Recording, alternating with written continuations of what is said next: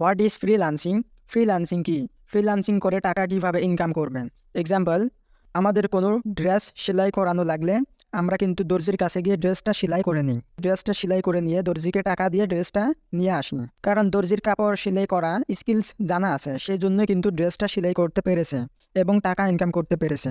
Same, এটা কিন্তু অফলাইনের কাজ, আর ফ্রিল্যান্সিং কিন্তু টোটালি অনলাইন কাজ।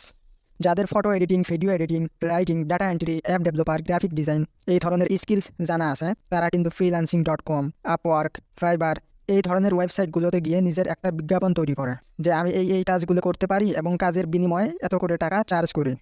এখন বলবেন যে আমার দ্বারা আবার কে কাজ করে নেবে? অবশ্যই নেবে। এইরকম অনেক মানুষ আছে, তারা কিন্তু নিজের ফটো ভিডিও পর্যন্ত অন্যদের দ্বারা এডিট করিয়ে নেয়।